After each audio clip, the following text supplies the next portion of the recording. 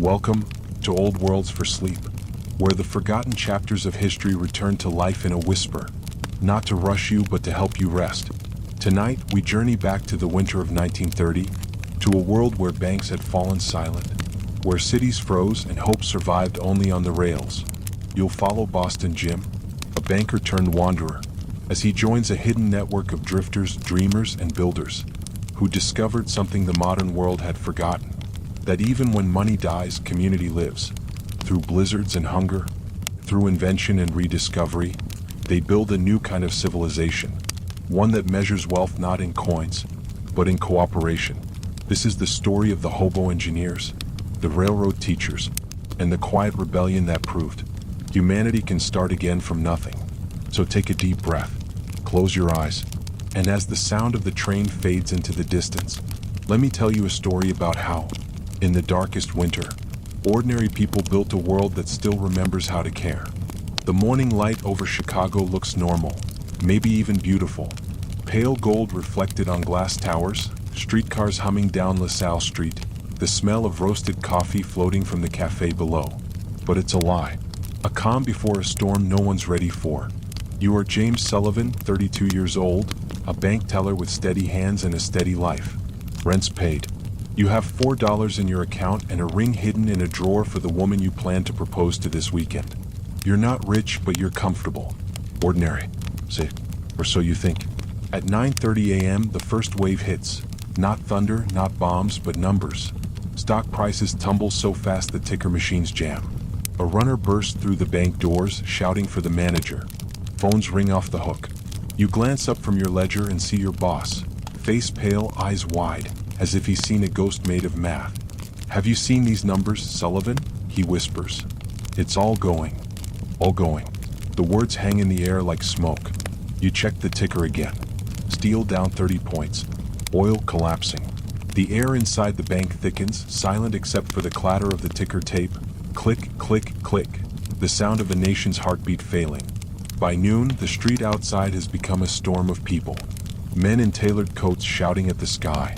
Women clutching handbags like lifelines. Someone faints near the curb. You press your face to the window as if distance could protect you. What would you have done if you were there? Would you stay at your desk, pretending the numbers would fix themselves? Or would you have run to the teller window, trying to pull your savings before it vanished into the abyss? The panic spreads like fire through dry grass. Every customer demands their money at once, and the math becomes brutal. The bank holds only a fraction of what's owed. You watch the manager's lips move, temporarily closed, and then the shouting begins. A man pounds the counter so hard his knuckles split. An elderly woman screams, "That's my life in there," and you have no answer because it's yours too. By sunset, the crowd disperses. The street glitters with torn paper and broken illusions. You stay behind, watching the janitor sweep up the day's wreckage. He looks at you and says quietly, "End of the world, huh?" You almost laugh because it feels true. That night, your apartment feels colder than usual. You pour yourself a glass of water and realize you're shaking. The radio speaks softly from the corner. Wall Street experiences record losses. You turn it off. There's nothing to hear that can make sense of it. You sit by the window and watch the lights of the city flicker, wondering how many others are staring out their own windows just as lost. If everything you trusted disappeared in one afternoon, your savings, your career, your purpose, what would you hold on to? Would you call someone? Would you pray? Would you sleep? At dawn, you walk back to the bank, though you know there's no reason. The doors are locked. A small sign taped to the glass reads, "Closed until further notice." You stare at your reflection in the window, the word "closed" stamped across your face. For 6 years you've counted other people's money. Today you realize how little of it was ever real. The sun rises over the rooftops, throwing long shadows across the empty financial district. You stand there for a moment, briefcase in hand, a man suspended between the world that was and the world that's coming. You just don't know it yet, but this is the first morning of your new life. And somewhere down the line, when the trains are your highways and hunger your teacher, you'll look back on this moment and think, "That's when I was reborn." So tell me, if everything vanished tomorrow, what kind of person would you become? Would you wait for rescue? Or would you start building a new system from the ruins? 2 weeks later, the city smells different. Like cold metal, wet newspapers, and hopelessness. The kind of scent that clings to your coat and refuses to wash out. Your apartment looks smaller than it used to. Maybe it's because half your furniture is gone, pawned off one piece at a time to keep up rent you can no longer afford. The clock ticks, echoing in the empty room. You can't tell if it's too loud or if silence has simply swallowed everything else. When the knock comes, you already know what it is. The landlord doesn't make eye contact as he hands you the paper. Eviction notice. Effective immediately. His voice is practiced, almost gentle. He's done this before, probably all week. You sign nothing, say nothing, just stare at the words. They don't feel real until you see your fiancée's suitcase by the door. She's leaving too. I can't do this, James. Her eyes are red, but her voice is steady. Daddy says we can come home until things settle down. You want to say things won't settle down, but you don't, because you don't want to admit you believe it. She touches your arm one last time, then walks down the stairs, her heels clicking like the sound of a door closing on your old life. You sit on the stoop for hours, holding a single suitcase and a folded eviction notice. The world keeps moving around you. Streetcars rattle past, children chase each other through puddles, men argue over newspapers with headlines that scream markets and chaos. You are no longer a banker. You are no longer anything that has a name. A man sits beside you on the stoop. His coat is worn, his shoes tied with string. But his eyes, steady, observant, belong to someone who has already survived what you're only beginning to experience. You heading west? He asks. You blink. I don't know where I'm heading. He nods as if that's an answer. Name's Jack. Some call me Frying Pan Jack. Been riding the rails since 25. You look like a man who could use some schooling. Schooling. The word feels strange. But something in his voice, calm, measured, cuts through the noise in your head. He tells you about the railroads, about camps where men share food and stories. About a world operating quietly under the one that just collapsed. Out there, he says, pointing west, money's not worth much. But knowing how to stay warm, where to find food, that's gold. You laugh once, bitterly. I was paid to count gold. Yeah, he smiles faintly, and look where that got you. He stands, slinging a worn bag over his shoulder. Trains run all night. You coming or not? You look down at your suitcase, heavy with shirts and ledgers and useless things. You realize almost none of it will matter by tomorrow. What would you keep if you had to carry your whole life in one hand? Would you grab clothes, money, a photo? Or something smaller, something you can't pawn but can't live without? You stand up. I'm coming. Good, Jack says. Rule 1, forget what you knew. Rule 2, travel light. Rule 3, don't expect pity from anyone. You follow him through the twilight streets of Chicago, past shuttered storefronts and silent banks.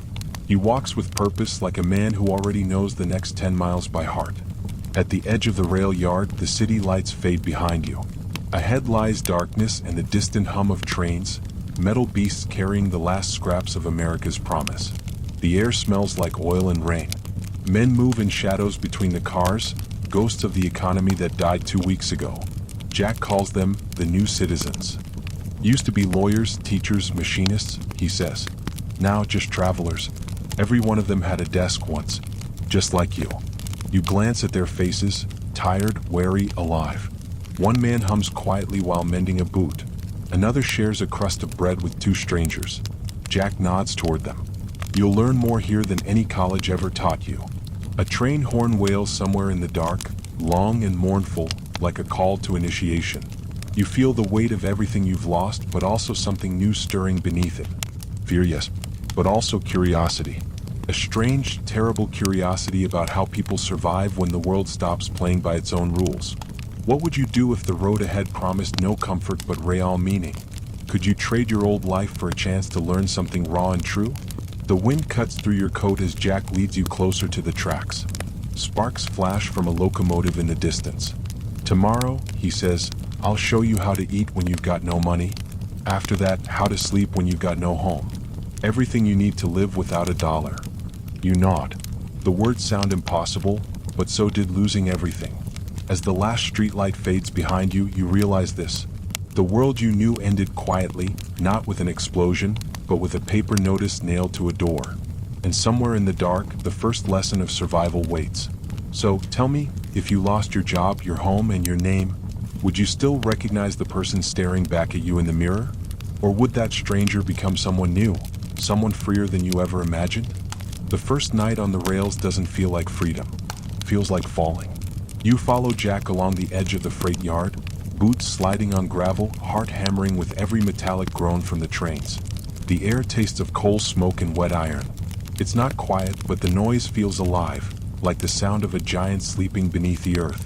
Jack moves easily through the darkness, crouching low, watching the guards.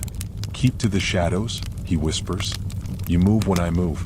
No light, no noise, no fear." You nod, trying to mimic his stillness. The banker in you wants to plan, calculate, rationalize, but none of that helps when you're sneaking between train cars at midnight. They reach an empty boxcar, its door half open. Jack climbs in first, then reaches back a hand. "Welcome to the road," he says. "Ticket price is everything you used to believe." You pull yourself inside. The floor smells of grain and oil. You sit across from him, the dark slicing the world into silhouettes. Jack opens a battered frying pan from his pack. A real one, blackened with soot, edges warped by years of fire. "Rule number 1, he says, food is everywhere. You just have to see it differently." He takes out a small bag of flour, some salt, a few dried apples. "Pick these up behind a diner in Joliet. Perfectly good. People throw away more than they eat." You frown. "You're saying we live off garbage?" He looks up sharp. "Garbage? That's your banker brain talking. This isn't garbage, it's surplus. A broken system's leftovers. You learn the patterns, what stores toss when they toss it, how to clean it right, and you'll never starve." He mixes the flour with river water in the pan, adds slices of apple, and sets it on a small alcohol flame. Within minutes, the air fills with the smell of cooking bread. You hadn't realized how long it's been since you smelled something like that. Jack hands you half. The crust burns your fingertips, but you don't care. You take a bite and it's heaven. Warm, smoky, real. When was the last time you tasted something that simple and felt thankful? Do you even remember what hunger feels like? Not inconvenience, but real hunger? You finish in silence, chewing slowly. The sweetness lingers. Jack wipes the pan clean with a rag. "That's lesson 1, he says. Eat smart, not desperate. The dumb ones dig through trash and die of bad meat. The smart ones learn the system." "The system?" you ask. He nods. "Everything has a system: food, shelter, travel, safety. Even out here, the road runs on rules. You just gotta learn which ones matter now." You lean back against the cold steel wall. The sound of the train yard hums around you, a language you don't yet speak. Jack takes out a stub of chalk and begins to draw on the floor. Circles, arrows, letters. "Hobo symbols," he explains. "Codes we leave for each other. A circle with a cross. Safe camp ahead. A cat, kind woman lives here. 3 slashes, bad water." He looks up. "You used to read ledgers. Now you'll read fences." You laugh softly. "So this is your stock exchange." He grins. "Yeah, and out here, honesty's worth more than gold." Outside, a whistle cuts through the night, long and low. A train starts to move, the vibration traveling up through the floorboards. "Hold tight," Jack says. "You're about to learn the second lesson: movement." The car lurches. You grab a bolt on the wall as the floor shudders beneath you. Your heart races. The city slides away, brick by brick, replaced by open fields under a rising moon. The rhythm of the train becomes hypnotic. Jack lights a cigarette, his face briefly illuminated, blind, tired, but peaceful. "You'll see," he says. "Once you stop chasing what's gone, the world starts teaching you things you never noticed before." You stare out at the passing lights, thinking about the words chasing what's gone. For the first time in weeks, you feel something like clarity, not hope exactly, but direction. So, what would you trade for that kind of clarity? Would you give up comfort, money, pride, if it meant learning how to truly live? Jack tosses the cigarette but out the open door, watching sparks trail behind like fireflies.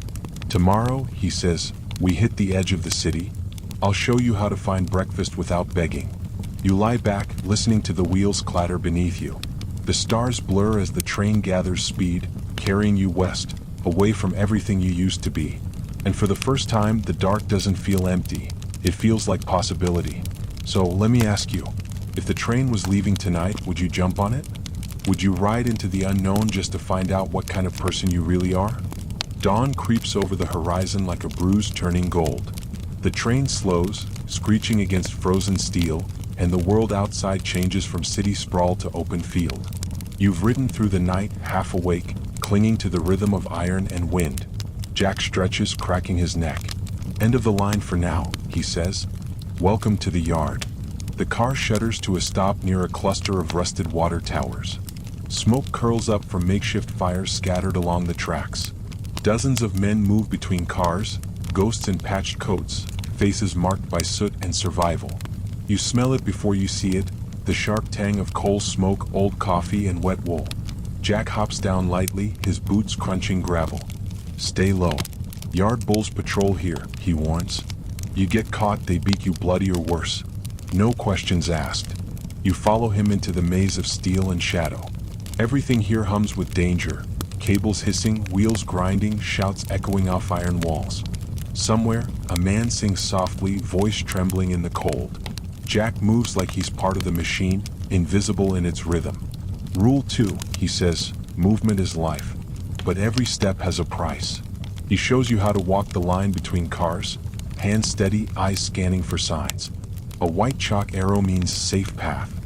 A diagonal cross means bulls nearby. You never noticed these symbols before, now you can't stop seeing them. The rails aren't chaos, they're a language. Yards are like cities, Jack says. Everyone's got its own pulse. You learn to hear it, you stay alive. You stop by a barrel fire surrounded by 3 men. They look up, measuring you.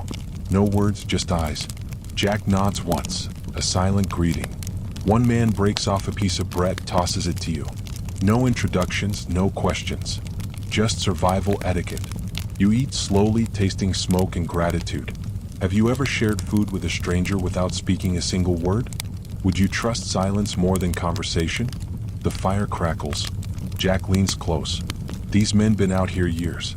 Some can't go back. Some don't want to. You glance around. The faces are calm, hardened, almost serene. No one here talks about getting back on their feet. They've built a different kind of balance. Then a shout cuts through the air. "Bulls?" The men scatter instantly. Jack grabs your arm, dragging you behind a coal car. A whistle screams. 2 uniformed yard guards appear, swinging batons, scanning the tracks. "Hold your breath," Jack whispers. The guards stomp past, cursing under their breath. You can smell their cigars, hear the leather creak on their belts. One shines his flashlight inches from your face. You don't blink. When they move on, your lungs burn. Jack exhales slowly. "Congratulations," he says. "You just survived your first baptism." "Baptism?" you whisper. He grins. "Fear burns the old you away. After that, you're one of us." You laugh shakily, still trembling. "So this is it? Hiding in shadows, eating scraps, running from bulls?" "Maybe," he says. "Or maybe it's something better. Maybe it's the first time you're really alive." You think about that as you walk away from the yard, your heartbeat still pounding. The city skyline fades behind you, a mirage of a world that doesn't want you anymore. Ahead lies open track and rising smoke from camps downriver. Jack points to a cluster of trees near the river. "That's a jungle," he says. "Camp for travelers. You'll meet folks who know more about living than any banker, doctor, or professor ever will." You follow him, crossing the frozen ground. The camp appears slowly, tents made from canvas and scrap, fires burning in tin drums, people laughing softly despite everything. They wave to Jack, welcoming him home. Someone hands you a mug of bitter coffee. Another offers a seat near the fire. The flames reflect in your eyes as you realize you're not an observer anymore. You're part of it. What would you feel sitting here, stripped of everything you once owned but surrounded by people who understand your struggle without a single question? Would you feel poor? Or finally free?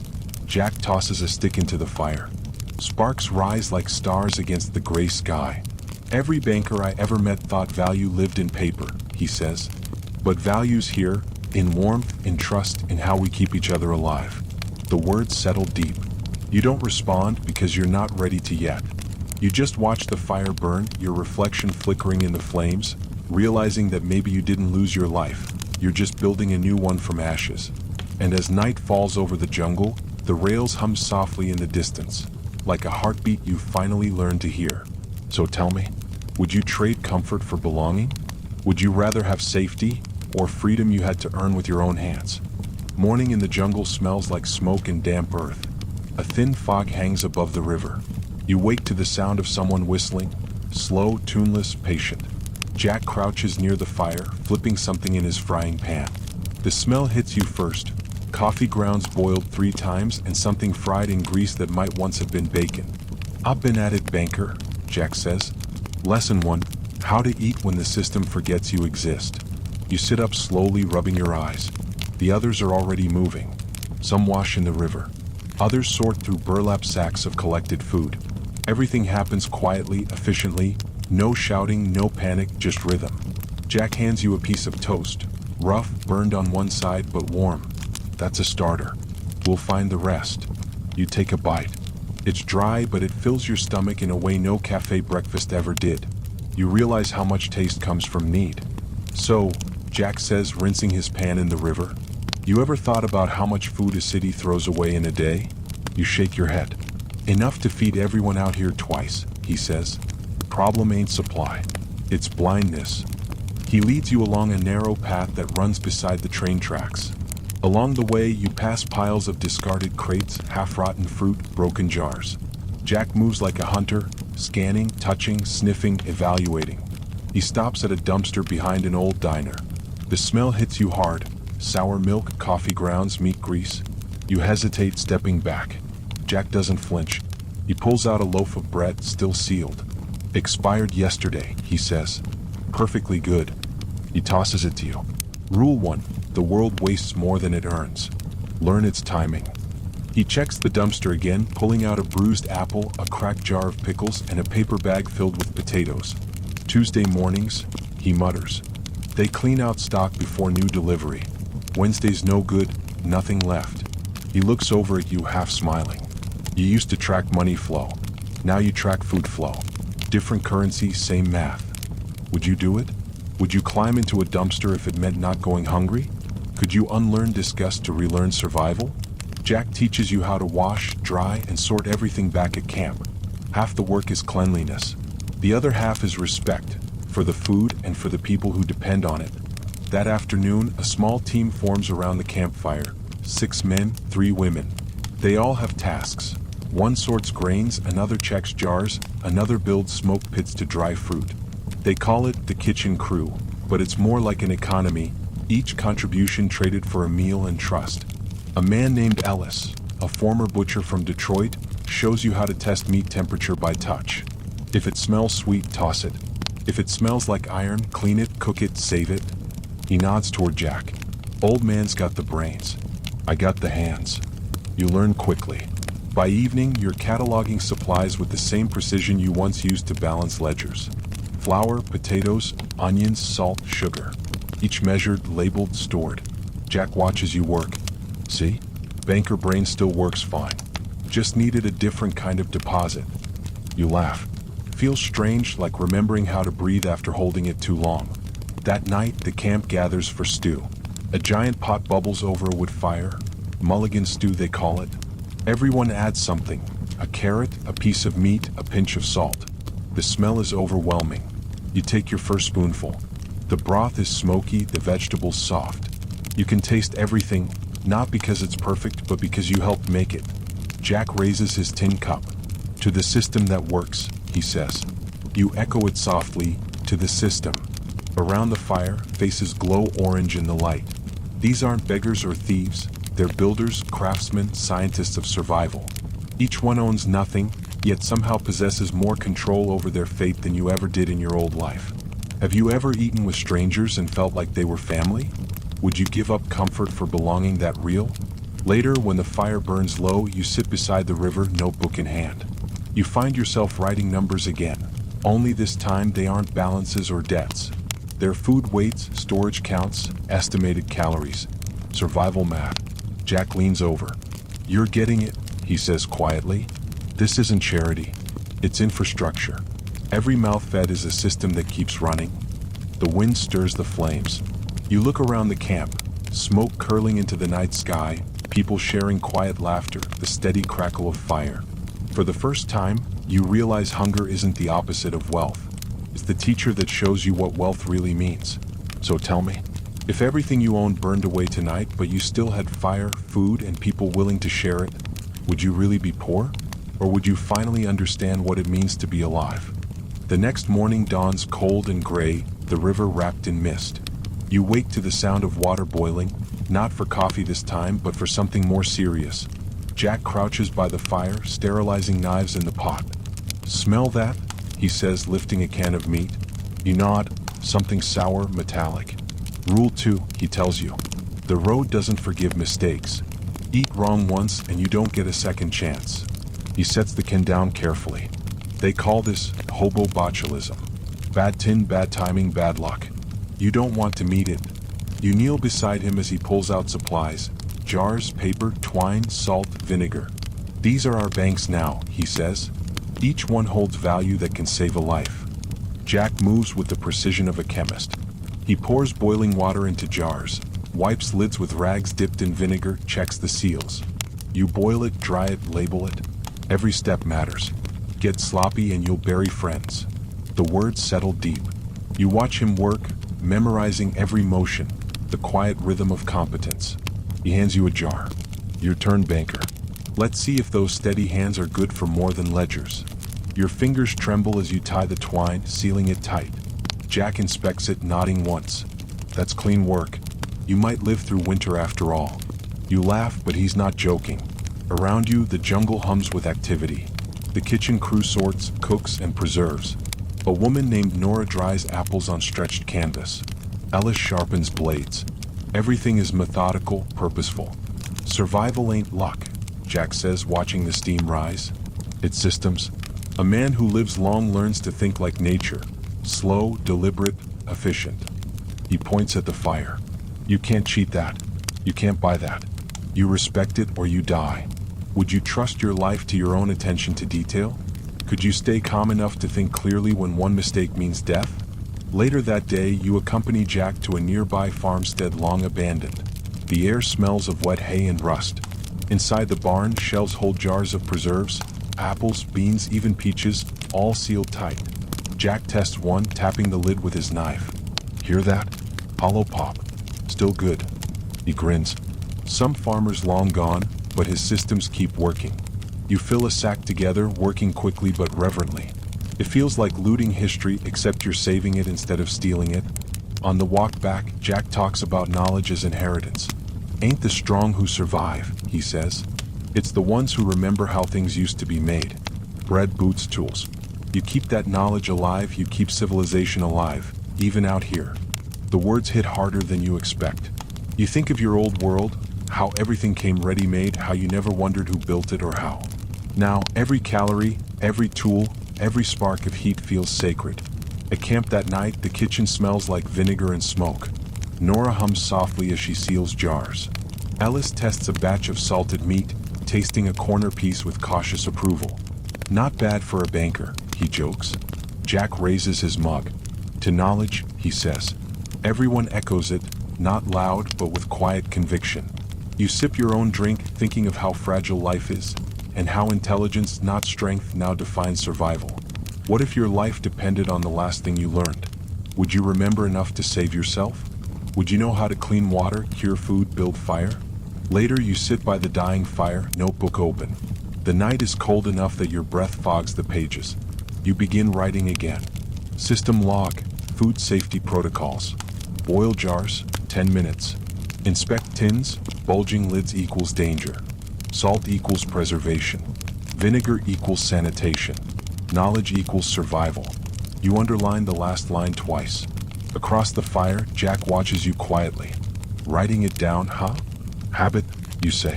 I used to keep ledgers. Good, he murmurs. This one's the only ledger that matters now.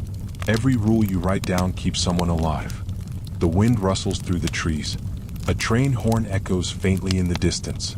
Somewhere out there, the world still believes survival comes from money, markets, and luck. But here, in this small camp of forgotten souls, you've seen the truth. Survival comes from knowledge shared and systems built. Jack pokes the fire, eyes glowing in the light. You learn enough, you'll never be hungry again, he says. Not because you'll have food, but because you'll know how to make more. The flames crackle. You look at him, understanding something you never did before. So tell me, if the world ended tomorrow, what skill would you pass on to keep others alive? Would you hoard what you know, or share it even if it meant giving away your last advantage? The train yard stretches endlessly beneath the morning mist. Tracks glint like silver veins, disappearing into the western horizon. You shoulder your pack, lighter than when you first arrived but infinitely heavier with knowledge. Jack tightens the strap on his own, nodding once. Time to see if the classroom lessons work in the field, he says. You leave behind the jungle, its smoke, its laughter, its steady rhythm, and step into the wide silence of the rails. The sound of your boots crunching gravel becomes a heartbeat between you. The river fades. The city disappears. Ahead lies the unknown. For hours you walk along the tracks, the wind sharp and cold. Fields lie empty, dotted with the skeletons of barns and the broken ribs of fences. Occasionally you pass a house boarded up tight, a car abandoned in the weeds, a dog barking behind a door that hasn't opened in weeks. The depression doesn't look like fire or chaos. It looks like quiet, like people holding their breath. Jack breaks the silence. You walk long enough, you start seeing the country for what it really is, he says. Not rich or poor, just hungry. He points to a distant farm. That one still got smoke. Families holding out.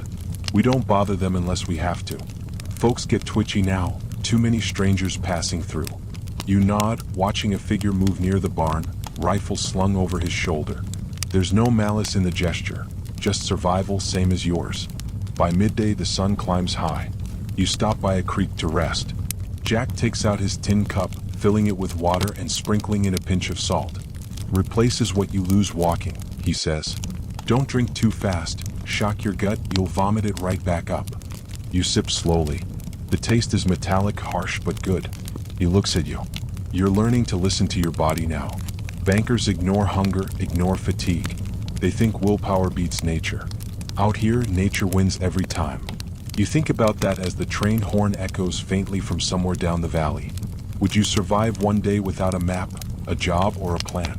Could you trust the rhythm of your own body more than a clock or paycheck? That night, you reach another camp, smaller, rougher than the last. A dozen travelers, maybe less. The fire burns low. Faces half lit in the dark. Jack greets them like old friends. The code is simple. Share what you can, take only what you need.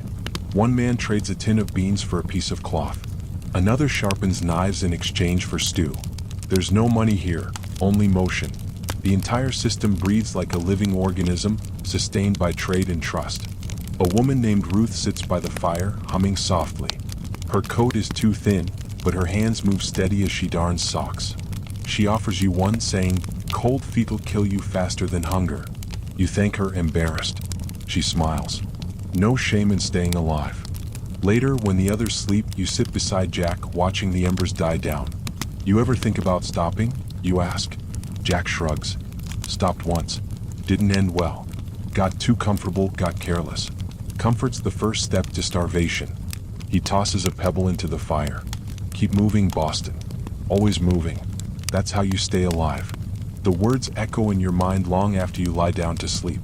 By morning, you're walking again, feet blistered but stronger. The land shifts from farmland to pine forest, the air sharper, cleaner.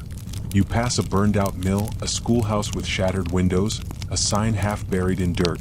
Welcome to Idaho. It feels strange, crossing borders without money, tickets, or permission. Yet you feel freer than you ever did behind a bank counter. Would you trade stability for motion if it meant freedom?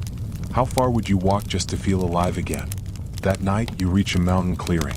The stars above look impossibly bright. Jack cooks something simple, rice, beans, salt.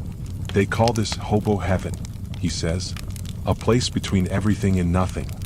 You eat in silence, the night cold but comforting. The crackle of the fire blends with the sound of distant trains whispering through the valley. Jack pokes the embers. Funny thing, Boston, he murmurs. All those folks in cities thought freedom came from having more. But out here, freedom's what you have when you stop needing. You think about that for a long time. The city feels like another lifetime, one you're not sure you want back. Before sleep, you write in your notebook. System log, movement and endurance. Walk slow, walk steady. Share food, share fire. Trust systems, not luck. You close the book, watching the stars drift overhead. For the first time, you understand what Jack meant by movement is life. So tell me, could you live like this? No clocks, no possessions, just miles of rail and the sound of your own heartbeat leading you forward. Would that scare you or set you free? The sun slips low over the valley as you and Jack follow the narrow trail north of the Fresno rail yard. The scent of pine and smoke mixes in the air. Somewhere ahead, a man is hammering, steady, measured, precise. That's him, Jack says. Boxcar Willie. Built a place that can outlast a storm. You step into the clearing and stop. In front of you stands a small cabin, unlike anything you've seen since losing your home. 8 feet by 12, raised off the ground, solid as stone. A chimney juts from the roof. A gutter catches rainwater in a barrel. It's not fancy, it's genius. A man steps out from the doorway, wiping his hands on his overalls. Broad shoulders, gray in his beard, sharp eyes that measure everything. Jack, he says, didn't expect you so soon. Brought a student, Jack replies. Name's Boston Jim. You shake his hand. It's like gripping rough iron. Banker, huh? Willie says not unkindly. You'll either toughen up or die trying. He nods toward the cabin. Come see what real engineering looks like when you've got nothing but junk and time. Inside, the place is warm, dry, and astonishingly organized. The floorboards creak under your boots. Tin cans line one wall, filled with sand for heat storage. A fold-down bed hangs neatly against another. Above it, strings of herbs dry in the heat of a small stove. Every inch has a purpose, Willie says. Shelter's not just about staying dry. It's about energy, how much you spend, how much you save. He kneels, lifting a plank to reveal hidden compartments. Storage for tools and food. Out of sight, out of reach of rats. You crouch beside him, taking notes. How'd you know how to build like this? Used to be a railroad engineer, Willie replies. Designed bridges once. Now I design what keeps me breathing. He smiles faintly. Funny thing, I got more satisfaction out of this shack than any bridge I ever built. Jack laughs. Man turned disaster into architecture. Willie shrugs. Disaster's just a blueprint nobody wanted to follow. He walks you around the structure, explaining each feature. A drainage trench dug 18 inches deep, keeping the floor dry. Wind blocking from stacked scrap metal on the north wall.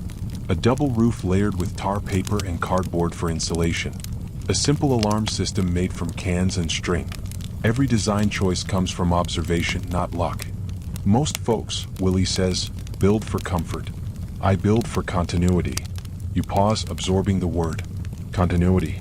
It's not about luxury, it's about surviving the night, the season, the year. Would you know how to build something that could keep you alive through a winter storm? If all you had were scrap wood and ingenuity, could you create safety from chaos? The lesson continues deep into the evening. You help Willie reinforce the north wall, hammering salvaged planks while he talks about airflow and condensation. Seal it too tight and you'll choke. Leave it too open and you'll freeze.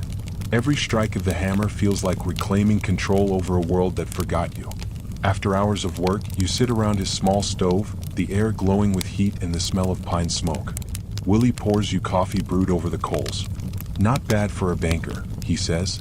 You smile. Not bad for a teacher. He chuckles. I ain't a teacher. Just a man who learned to listen. To what, you ask? To wood, to wind, to time. He gestures to the stove.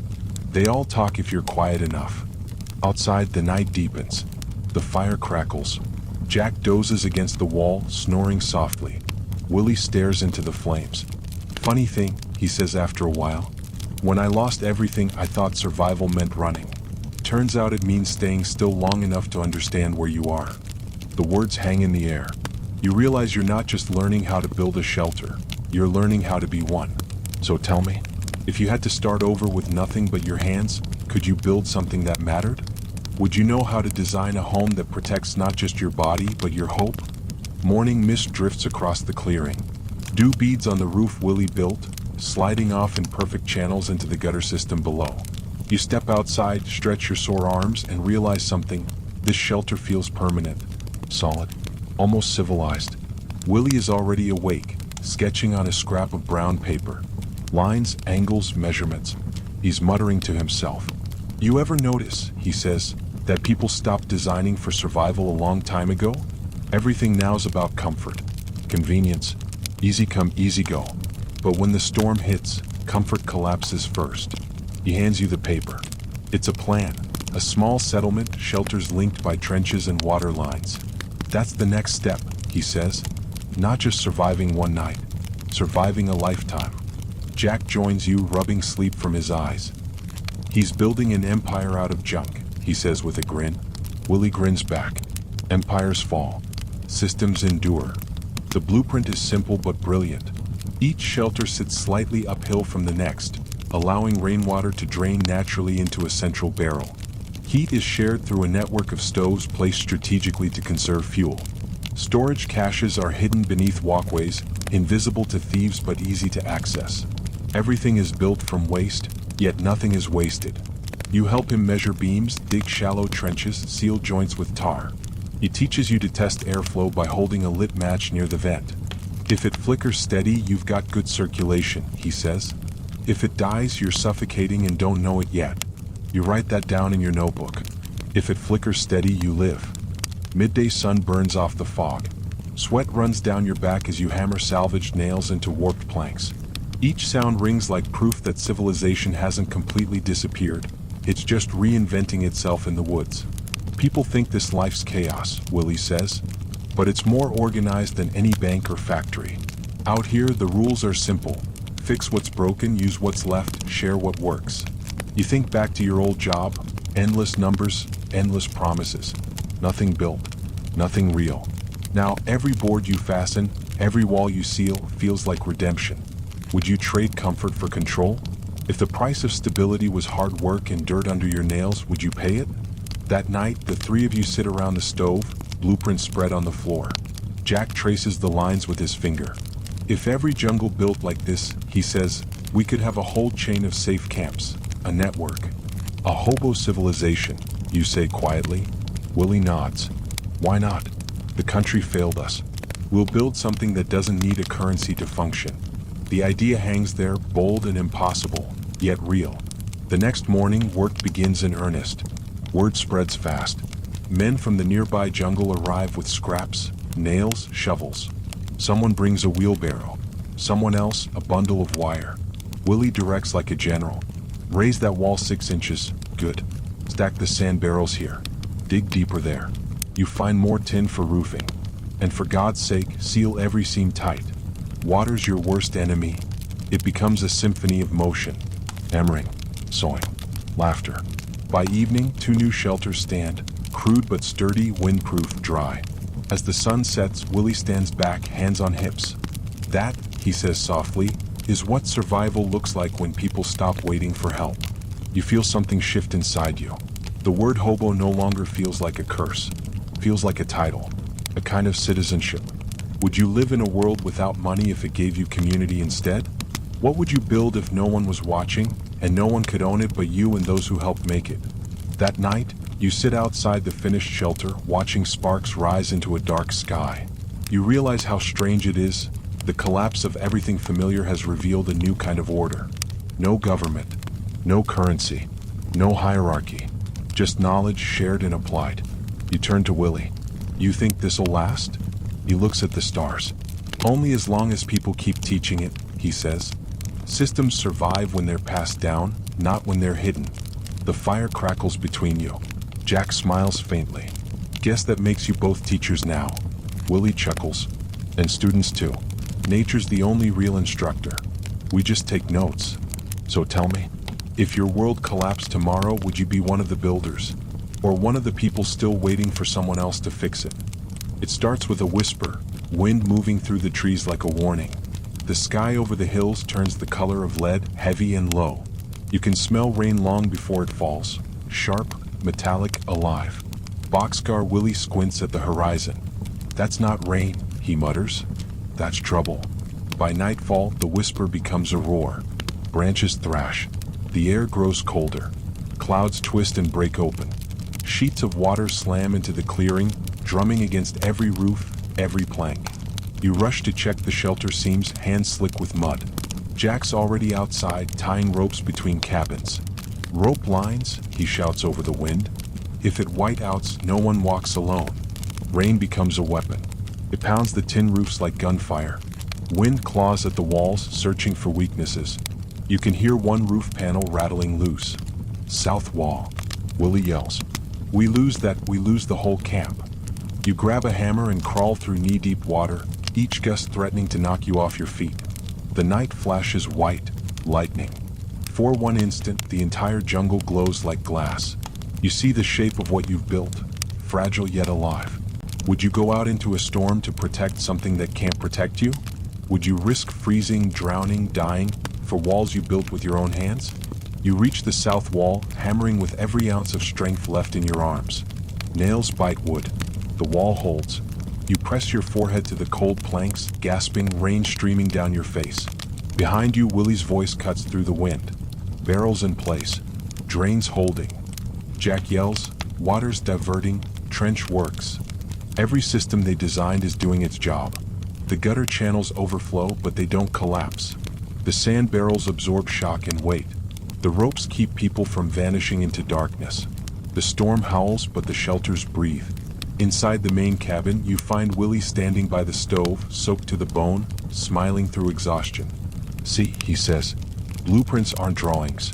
They're promises. You collapse beside the fire, the sound of rain muffled by the sturdy roof. Someone passes you a tin cup of hot water. Tastes like heaven. All around you, faces glow in the flickering light. Jack, Willie, Nora, Ellis, the new arrivals from the last train. Everyone is here. Everyone's alive. Would you believe in a system if it saved you just once? Would that be enough to make you protect it, pass it on, build it stronger? The storm rages through the night. You take turns tending the fire, clearing water, checking ropes. Hours blur into rhythm. Fix, reinforce, rest, repeat. When dawn comes, the storm dies as suddenly as it began. You step outside into silence. The air smells of pine, smoke, and victory. Water glitters across the clearing like spilled mercury. Every shelter still stands. Every roof intact. Every trench clear. Boxcar Willie stands in the mud, hands on his hips, surveying the damage. Could have been worse, he says simply. Then, with a grin, could have been much worse. The others laugh, weakly at first, then freely, the sound of pure relief. You look around and realize something extraordinary. This isn't just a camp anymore. It's proof. A working model of survival. Jack claps you on the shoulder. You did good, banker. You shake your head. We did good. Later, when the sun returns, you all rebuild what little was lost. A few shingles, a broken gutter, a bent stovepipe. Work happens quietly, naturally. No one gives orders. The system itself directs motion. That evening, you gather around the fire. The light glows warm against drying clothes, cracked hands, tired smiles. Willie speaks softly. We built something the storm couldn't break. Remember that, because the next one won't ask questions either. You nod, understanding that survival isn't about avoiding the storm, it's about designing for it. As night falls again, you sit outside alone. The ground steams where sunlight touched it. The smell of wet wood lingers in the air. You open your notebook, writing slowly, carefully. System log, structural integrity. Design for failure. Expect collapse. Build for recovery. A strong system doesn't resist chaos. It absorbs it. You close the notebook and breathe deeply. The forest hums with insects. A new peace fills your chest. So tell me, when your life storm hits, not wind and rain but loss, failure, heartbreak, will your systems hold? Will what you've built inside yourself stand, or wash away with the flood? When the last of the floodwater drains from the trenches, the camp stands changed. Not broken, transformed.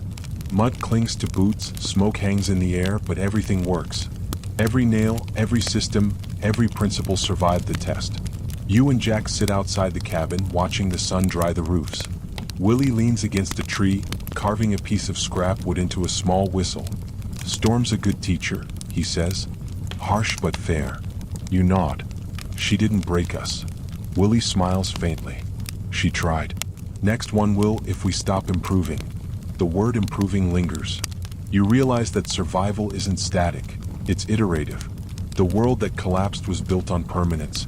What you're building now is built on adaptation. Would you trust a system that never stops changing? Could you live in a world that doesn't promise stability, only resilience? Over the next week, messengers arrive from nearby jungles. They've heard what happened: the storm, the survival, the unbroken shelters. A young man from Spokane brings a note carved into wood: "Need plans. Send help." Another carries a hand-drawn map showing rail lines and empty junctions where new camps could rise. Jack looks at you. They're asking for systems now, not charity. You feel a jolt of pride and responsibility. Within days, Willie spreads his blueprints across the long table in the main cabin. "We'll make copies," he says. "Simplify them. People can build their own version. Small, strong, teachable." The three of you work until your fingers ache. Tracing, labeling, editing. Every measurement becomes a language of hope. Every symbol, a promise of continuity. At night, when you sleep, the rhythm of hammering still echoes in your ears. The sound of rebuilding. Then, one gray morning, you make a decision. "I'll go south," you tell them. "Carry the plans, check the camps, build the network." Willie studies you for a long moment. "You sure?" You nod. "I've been running from collapse since Chicago. It's time to start running towards something." Jack grins. "Then I'm coming with you. Someone's got to make sure you don't get lost between trains."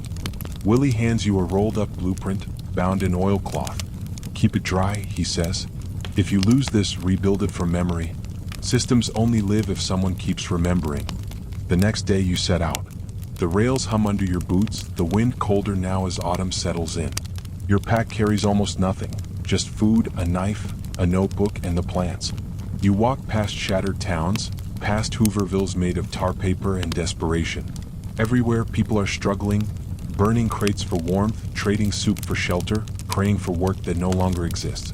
But when they see you and Jack, steady, purposeful, alive, they ask questions. "How do you make it through the storm? What's that paper you're carrying? What do you mean, systems?" You show them. Small diagrams, simple words. Trench depth, stove design, food storage, buddy checks. Each camp you visit becomes a classroom. Each question is seed. Would you share the knowledge that saved you, even if no one paid you for it? Would you trust strangers with the only thing that kept you alive? Weeks pass. The network grows. Camps that were once isolated now share information by rail. A signal carved into wooden posts marks safe havens. 3 lines crossing like tracks meeting. It becomes a symbol whispered among travelers. Follow the mark, find the system. One evening, deep in Oregon, you stop at a camp built from your very own blueprints. A woman named Ruth, different from the one you met before, shows you around. "Storm took out our first shelter," she says. "Second one held. We used your trench system. Didn't lose a soul." She points to the symbol carved on the doorway. "They're calling it the Jones Network after that woman down east. Heard she started the first. Mother Jones." You smile. The idea has grown beyond any of you. As you sit by the fire that night, you take out your notebook and write. System log, expansion. Knowledge shared equals systems multiplied. Survival scales when trust replaces trade. Jack watches you write. "You're a teacher now," he says quietly. You look at the flames and shake your head. "No, I'm a student who remembers." Above you, the stars shimmer faintly through the clearing smoke. The country is still broken. Banks still fail.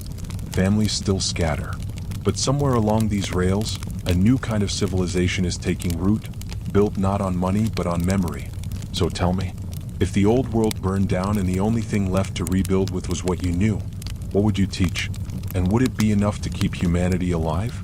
By late November, the sky has turned hard and pale.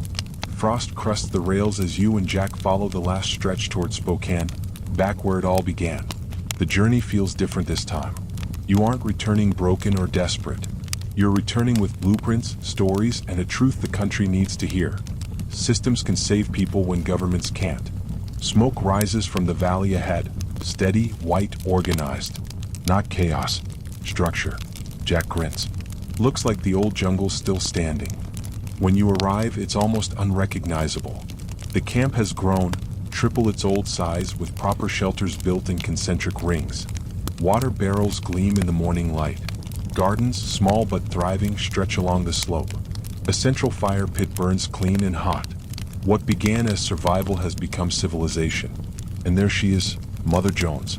Older, smaller than you remember, but her eyes still carry that fierce spark that could outshine a locomotive. She stands at a table covered in ledgers, her gray hair braided, her hands blackened with ink and soil. "Boston Jim," she says softly when she sees you. "You came back." You nod, setting the roll of blueprints on the table. "And I brought you proof." You tell her everything. The journey south, the storm that tested the shelters, the camps that copied the design, the signal carved into wood. You show her the notebook full of sketches, coordinates, names. She listens without interrupting, eyes flicking across the pages, absorbing every word. When you finish, she closes the notebook gently. "It's working then." "It's working," you say. "We've built a network, from here to Oregon. Maybe farther." Jack adds, "They're calling it the Jones Network." "Didn't plan that part." Mother Jones smiles faintly. "Names don't matter. Systems do. What matters is that people are remembering again how to build, how to organize, how to take care of one another." She turns and gestures toward the map nailed to the wall. You notice it's changed since you left, marked with circles, lines, and arrows connecting rail towns from Montana to California. "These are our arteries," she says. "Each camp a node. Each person a vessel of knowledge. You've proven the design. Now we connect the rest." You study the map, realizing what she's planning. Not a temporary refuge, but a parallel economy, one based entirely on contribution and shared skill. "Won't the government see this as rebellion?" you ask. Mother Jones looks at you steadily. "If keeping people alive is rebellion, then let them call it that. Would you join a rebellion if its only weapon was compassion? Could you build a revolution from wood, salt, and cooperation alone?" That evening, the camp gathers around the main fire. Mother Jones stands at the center, her voice carrying easily in the crisp night air. She announces the next step, not just surviving but coordinating. Each camp will specialize: Spokane for training, Missoula for medical, Yakima for engineering, Portland for food systems. Every traveler will carry knowledge to the next. "Think of it as a new railroad," she says. "One that runs on trust instead of coal." You look around and realize this isn't a fantasy. You've seen it work. You've lived it. Later, as the fire burns low, she joins you quietly. "You were a banker once," she says. "You know how systems collapse when the math lies. Ours can't afford lies." "No," you say. "Ours is built on truth and sweat." She nods approvingly. "Then it might just last." Jack comes over, carrying mugs of coffee. "So what now?" he asks. Mother Jones points to the dark horizon. "Now we build through winter. And then we teach. Every jungle that wants a system will get one." Her words are calm, but you can feel the weight behind them. This isn't just about a few hundred people. It's about rewriting the rules of survival for thousands. Would you dare to believe that broken people could rebuild a country from the ground up? Would you bet the future on the same hands that once begged for work? As the night deepens, you write in your notebook again. System log, coordination. Multiple nodes, shared knowledge. Shared knowledge, self-sufficiency. Self-sufficiency, independence. You pause before the last line, adding one more. Independence, freedom. When you close the book, Mother Jones is staring into the flames. Her face glows in the light, calm, certain, almost prophetic. She doesn't need to say it out loud, but you feel it in your bones. This isn't just about surviving the Great Depression anymore. It's about surviving everything that comes after. So tell me, if the world you knew collapsed, and you were offered a chance to help build the next one from ashes, would you take it? Would you join the network? Snow begins early that year, fine dust at first, harmless, almost pretty. Then, in a single week, it deepens to a foot. The ground hardens. The river slows to a crawl beneath a crust of ice. By mid-December, the wind howls through the valley like an animal that's found its voice again. You stand at the center of the Spokane jungle, watching people hurry between cabins with armloads of firewood. Mother Jones calls a meeting in the main shelter. Dozens gather, the air thick with steam from breath and sweat. The network's growing, she says. But growth means responsibility. The northern line's cut off by snow. Missoula's rationing fuel. Yakima's down to half their supplies. If one camp falls, the rest follow. You unfold a map on the table. Red lines mark the rail routes you helped chart. Each one now buried under winter. Jack leans over your shoulder. "So what do we do? Can't move food if the trains don't run." You tap the map. Then we stop thinking like passengers and start thinking like engineers. Mother Jones nods. We use what we've learned. Each camp supports two others. Triangles, not chains. If one breaks, the others hold. It's elegant, simple, logical. But theory means nothing until it's tested. Would your plans still hold when the cold itself becomes an enemy?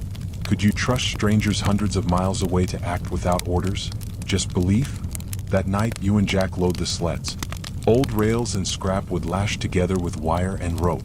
You pack them with jars of dried beans, vinegar, salt, and bandages, all bound for Yakima, 3 days' journey through the passes. Willie helps you rig the runners. Keep the center of gravity low, he says. Snowdrifts don't care about your balance. At dawn, you set out with 4 others. 2 from Missoula, 1 from Oregon, 1 from Spokane. The snow crunches beneath your boots. Each breath burns. By the second day, the wind cuts visibility to a few feet. You move by instinct, by rhythm, by trust. Around the fire that night, Jack stares into the flames. You think we'll make it? You look at him. We have to. We're the proof the system works. The next morning, you find a half-collapsed shelter buried in snow. Inside, 2 travelers lie unconscious, frostbitten but alive. You drag them to the fire, feed them broth, rub warmth into their hands. When one opens his eyes, he whispers, "Thought we were done for." Then we saw the mark, the 3 crossing lines. The symbol you designed. The mark of safety. How many lives can a single idea save? How far can a message travel without a radio, without power? Only belief and repetition. By the 3rd night, you reach the Yakima outpost. The camp is smaller than you remember, but the systems are there. Trenches clear, chimneys breathing, barrels sealed. They cheer when they see the sleds. Food, medicine, hope. Spokane sent this? Someone asks. Not Spokane, you answer. The network. Over the next days, messages flow back and forth along the line. Runners replace rails. Firewood, salt, and medicine move between camps like blood through veins. No one commands it. Just happens. The system works. Back in Spokane, Mother Jones keeps the central ledger. Notes of shipments, routes, names. She points to a page and smiles. You see what we've built? A government without governors. Order without authority. Trust without money. You look at her, tired but proud. And it's holding. For now, she says quietly. Winter's not done. The following week brings record cold. -30. Frost so thick it glitters like glass on every surface. Even the fires struggle to stay lit. People huddle together in communal shelters, conserving heat and breath. Inside the main cabin, you update the system logs by candlelight. Your handwriting trembles. System log, cold protocols. Share heat. Combine fires. Rotate rest. Maintain rhythm. Isolation equals death. Outside, the night hums with wind. Yet beneath that sound, another rhythm pulses. Voices, work, movement. You realize the jungle isn't silent. It's alive. Every person is a heartbeat in a single body.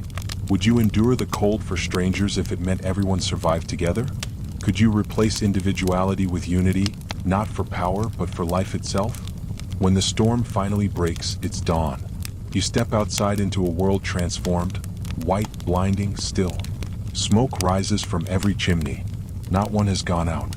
Jack joins you, his beard rimed with frost. Still breathing, he says. Still building, you reply. You both stand there looking across the valley. What began as desperation has become design, a network of warmth in a frozen world. And for the first time, you realize something profound. This isn't just survival, it's evolution. So tell me, if society froze tomorrow, who would you choose to be? The one who hides from the cold, or the one who builds fire big enough for everyone to share? The thaw comes slowly. Snow melts in thin, hesitant streams, carving paths through the mud. Trees drip. Smoke rises from chimneys no longer choking with frost. It's March 1931, and for the first time in months, you can smell earth again. Mother Jones calls for a gathering.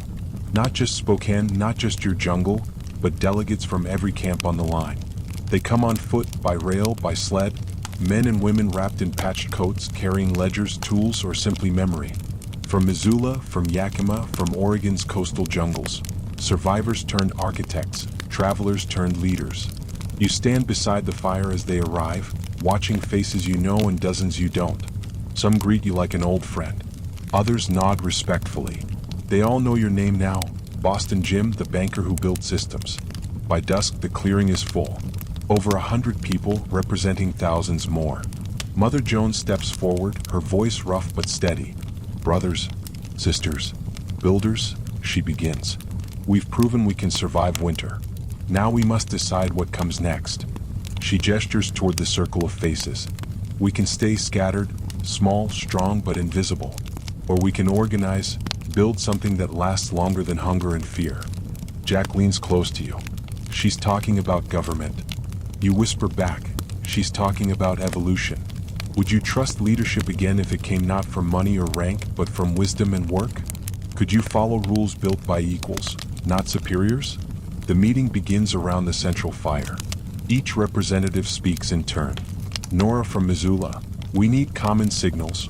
Marks carved the same way, easy to follow. Too many travelers still dying lost. Alice from Yakima. Trade standards. A fixed unit of ration exchange. Food for work, not favors. Pete, the railman from Montana. Communication lines. Written logs carried by train riders. Information keeps us alive. Boxcar Willie stands last, face half lit by firelight. And defense, he says quietly. The world's waking up again. Lawmen, companies, gangs. If they find us united, they'll call us a threat. We need rules, not just to live, but to protect what we've built. The murmurs deepen. Mother Jones listens to all, writing silently in her ledger. Then she looks up. This isn't rebellion, she says. It's responsibility. The country's broken.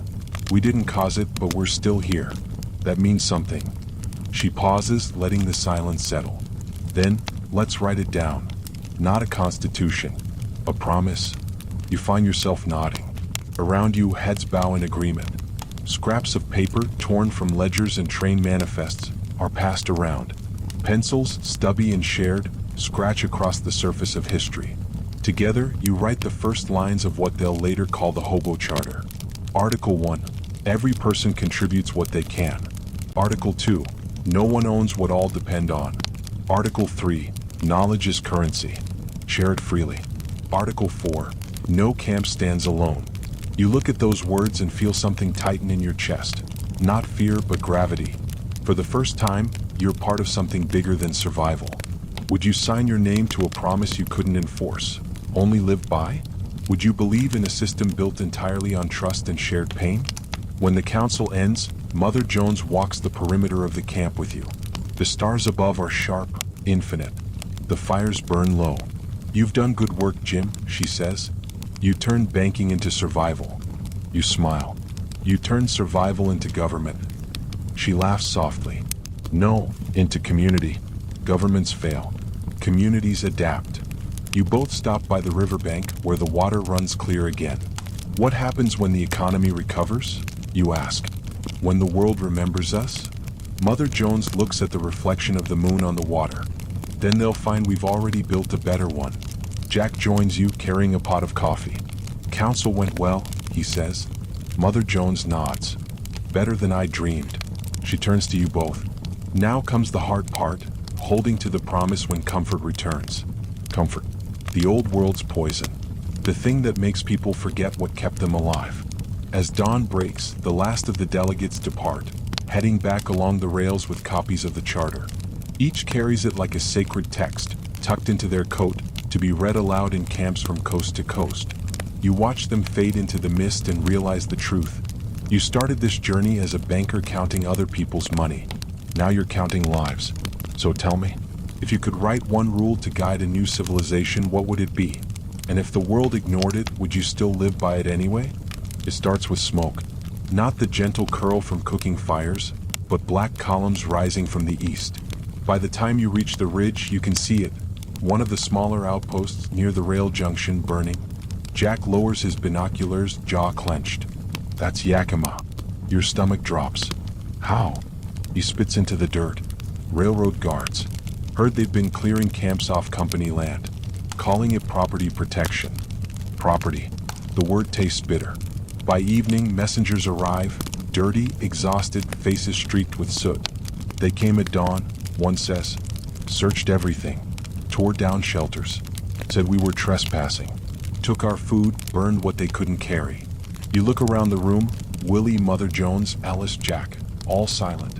You can see the question in their faces. What now? Would you defend a system built on peace when violence comes knocking? Would you fight, or hold to the promise that made you human again? Mother Jones stands slowly. They'll see this as proof we're dangerous, she says. A self-sufficient people threaten those who profit from dependency. Jack slams his hand on the table. So we do nothing? No, she says quietly. We organize. That night the fire burns low. You meet in secret, a small circle beneath the pines. Willie sketches maps in the dirt. 3 days walk from here, he says. Abandoned tunnel under the ridge. We could move supplies there, protect them. Jack shakes his head. And the people? What happens when the next camp burns? Mother Jones looks at you. Boston, you've seen the network from end to end. What would you do? You stare at the fire, listening to the crackle of pine sap. I'd make it visible, you say finally. They burn what they can't understand. Let them see we're organized, too many to erase quietly. Willie grunts. You're talking about exposure. Maybe it's time, you reply. If we stay ghosts, we'll die as ghosts. Would you step into the light if it meant becoming a target? Or would you hide, knowing safety means silence? 2 days later, the jungle prepares. Runners fan out along the rails carrying one message: hold the line. Not with weapons, but with presence. By dawn, hundreds of people stand along the tracks. Men, women, children, the elderly. They carry no rifles, no torches. Only tools, banners made from sackcloth, and the same carved mark: 3 crossing lines. When the railroad guards arrive, they stop cold. Rows of people, silent, unarmed, unmovable. The lead guard shouts, "You're trespassing on company property." Mother Jones steps forward, her voice clear despite the wind. "No," she says. "You're trespassing on human decency." Behind her, Jack raises the charter high, the edges singed from the fire that nearly took Yakima. "Read it," he says. "You'll find no rebellion here. Just people who remember how to live." The guards hesitate. Some lower their rifles. One man, older, tired, mutters, "They've got kids out here." The standoff lasts hours. You feel the cold biting through your coat, the silence heavier than steel. Then, slowly, the guards withdraw. Not by order, by shame. No shots fired. No blood spilled. Just a message carried stronger than gunpowder. You cannot burn an idea. That night, the fires along the line burn brighter than ever. The jungle hums with whispered disbelief. They stood and they weren't destroyed. Jack claps you on the back. You were right. We stopped being ghosts. Mother Jones nods, eyes shining. But remember, visibility cuts both ways. You look out over the valley where the smoke still hangs faintly from Yakima. You realize this victory isn't peace. It's proof that peace can survive one more day. Would you risk everything for a principle? Would you defend a system built on kindness, even when kindness makes you vulnerable? Later, as the camp settles, you write in your notebook. System log, conflict response. Violence resisted equals system integrity preserved. Fear met with unity equals stability increased. No retaliation. No surrender. The ink bleeds slightly in the cold. You blow on it to dry. When you close the notebook, you know, this was the moment the network stopped being a secret. The world now knows it exists. And the question no longer is whether you can survive, but whether you can stay human while doing it. So tell me, if power came to your door with fire and fear, would you answer it with violence? Or stand still until it saw its own reflection in your calm? Winter comes again, softer this time, not with rage, but with memory. Frost gathers on window frames. The river glows dull silver beneath a paper sky.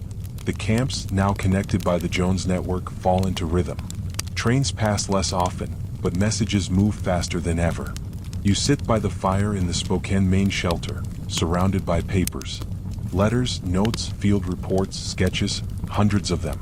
Some written on the backs of ration lists, others carved into thin wood or pressed into tin sheets with nails. Everyone tells the same story in a different voice. We're still here. Mother Jones calls it the ledger of the living. Jack reads aloud from one. From the Yakima outpost. We rebuilt. The snow didn't take us this time. New stoves from Willie's plans, efficient as sin. Tell Mother the trench is held. Tell Boston Jim your math was right. You smile. My math, you say softly. Imagine that. Jack grins. You turn survival into arithmetic. You pick up another note, edges burned, writing shaky but bold. Camp near Portland. 3 new families arrived with nothing but the mark on their sleeves. We taught them food storage and water collection. One man used to be a teacher. He's starting a school for kids. Calls it the free line. The words hit harder than any speech. They mean the idea is working, spreading beyond hunger, beyond fear. Would you believe a revolution could travel by letter? Could an idea survive without leaders, just through stories whispered and shared? At night, the council hut glows with candlelight. Mother Jones sits at her table, reading by fire, eyes soft but sharp. She hands you a letter marked Detroit. We've started something similar here. Old factory men, widows, clerks. We meet at the rail depot on Sundays. Call it a learning circle. We study your charter. If the city's ever rebuilt, we'll remember this system. You fold the paper carefully, almost reverently. The network has jumped the rails. Willie, ever the engineer, begins designing carried kits, small, foldable blueprints for travelers to bring into the cities. Inside each, stove designs, trench layouts, drying methods, and 1 page of philosophy. No one owns what all depend on. You distribute the first batch by January. Travelers take them east, south, west, on foot, by boxcar, by river ferry. Within weeks, letters start coming back, stamped with soot, marked by weather. Built your design. Saved 3 lives. Modified for high wind, works better. Started our own ledger. You were right, knowledge multiplies. Each note feels like proof that the system's heart keeps beating, even far beyond your reach. Would you trust strangers to carry your life's work, knowing you'd never see most of them again? Would you believe in people you'll never meet? As February fades, the camp prepares for spring. The snow thins to rain. The ground softens. But no one forgets the fire line, the burned shelters, the faces of those who didn't make it. Mother Jones calls one more meeting, not for crisis this time, but reflection. She stands by the doorway, a single candle lighting her face. You've all done more than survive, she says. You've proven that cooperation's not weakness. It's design. Jack raises a mug. To the long winter, he says. May it never teach us the same lesson twice. Everyone laughs softly. The air feels warmer, lighter. You look around, not at broken people, but builders, planners, caretakers. And you realize that maybe, just maybe, the depression isn't just an ending. It's a reset. That night, as rain patters gently on the roof, you write in your notebook again. System log, communication and continuity. Information is heat. Stories are fuel. Letters are architecture. You close the book and stare into the fire, thinking of all those distant flames flickering in the dark. Fires you'll never see, warming people you'll never meet. So tell me, if you could send one message to a future that's forgotten how to care, what would it say? And would you trust the next generation to understand it? The first thaw of spring rolls across the valleys like a soft drumbeat. Snowmelt turns the rails silver. The air smells of wet wood and coal smoke. And in the clearing beyond the Spokane jungle, something new is being built. Not a shelter, not a trench, but a train car. It's old, rusted, half sunk into mud. But Willie's already crawling underneath, cursing and laughing. Jack hauls lumber. Nora sorts tools. You stand beside Mother Jones, blueprint in hand. She smiles. You said knowledge should travel. So let's give it wheels. You look down at the plans, simple lines drawn across the side of a freight car. Tables, benches, a blackboard, a fold-down stove, storage racks for tools and manuals. It looks less like a train and more like a classroom for the road.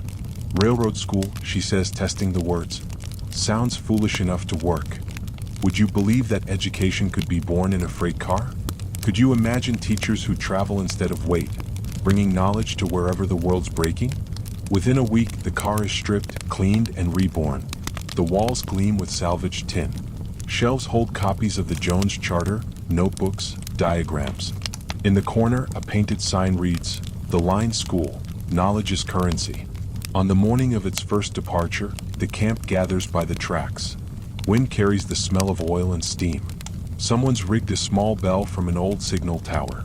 When it rings, it doesn't sound like farewell. It sounds like beginning. Mother Jones climbs aboard, steady but proud. We've taught ourselves to live, she says. Now we teach others. Inside, you organize the first class. A mix of wanderers, widows, veterans, young men with empty eyes and calloused hands. Jack stands at the front, chalk in hand, drawing a stove diagram on the wall. This little piece of scrap saved 50 lives in the last storm, he says. Now it's your turn. You teach food storage and ration systems. Willie demonstrates building heat-efficient shelters. Nora teaches sanitation and medicine. And every evening when the lessons end, you circle around the stove, drinking weak coffee and stronger hope. One man from Idaho says quietly, "Never thought I'd go to school again. Thought schools were for people who still had futures." Mother Jones smiles. "This one's for people who make them." Would you learn differently if the lesson were survival? If every equation, every principle meant another day alive? As the days roll by, the school becomes legend. The train travels from camp to camp, stopping at junctions where people wait in the rain just to touch the blueprints.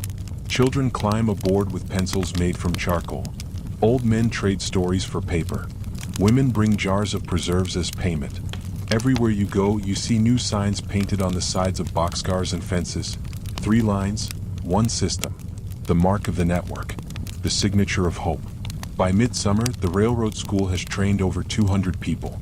Each one carries a copy of the Jones Charter and a small manual bound in twine.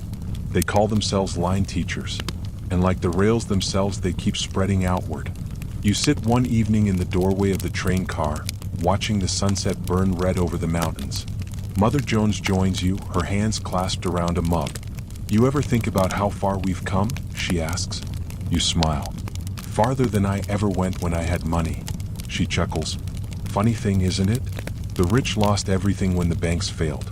But we gained something they never had, connection. Would you trade comfort for meaning, if it meant leaving something behind that could outlast you?" Later that night, you write by lantern light. System log, education mobility. Learning multiplies faster than food. Knowledge carried equals survival multiplied. Every teacher equals a fire that doesn't burn out. Outside, the wheels creak softly as the train cools. Fireflies hover near the tracks. You think of the hundreds of camps still waiting, the thousands of stories still unwritten. And for the first time, you understand that what began as desperation has become design, a new architecture for human endurance.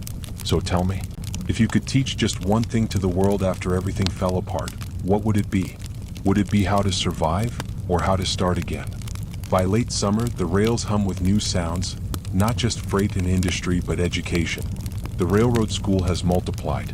There are now 3 line trains, the original North Line, a southern route reaching the Dust Bowls of Kansas, and a western line headed for California's shanty towns.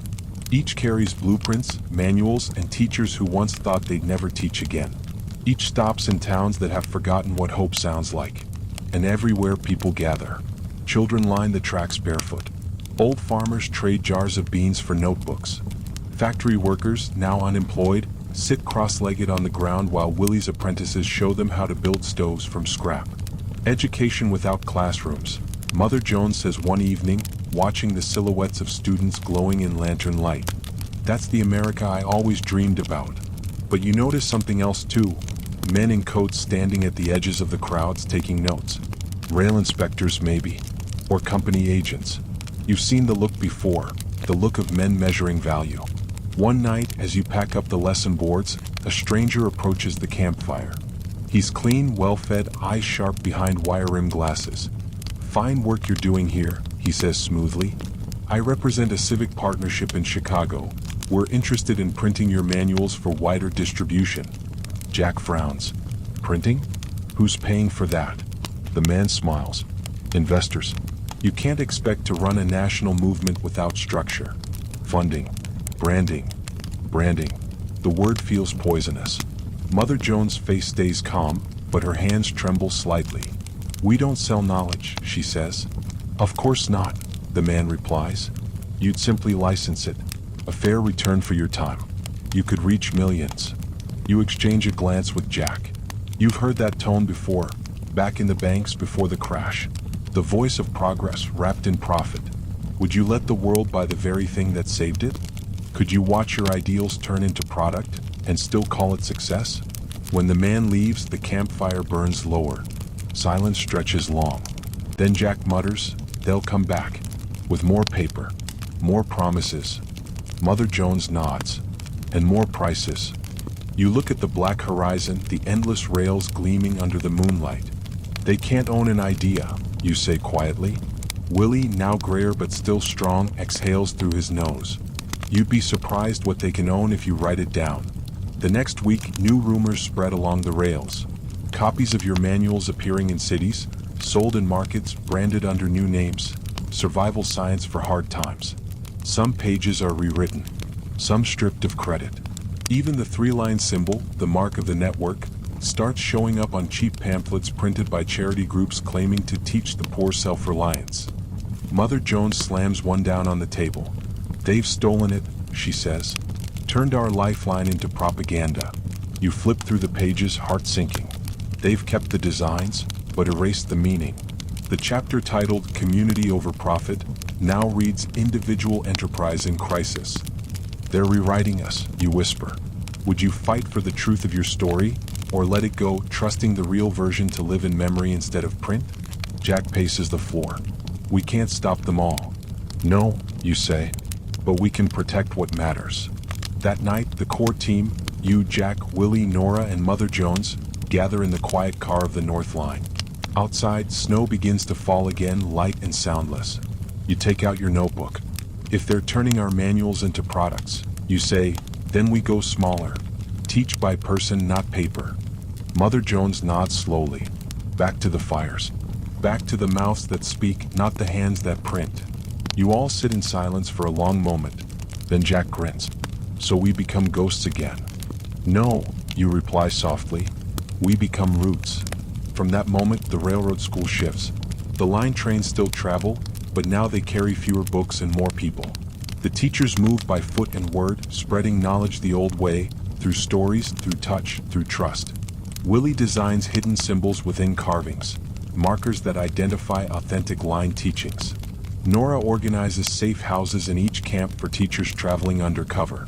And Mother Jones keeps one final ledger, not of supplies or schedules, but of memory keepers. Each one trained to teach everything without writing a single word.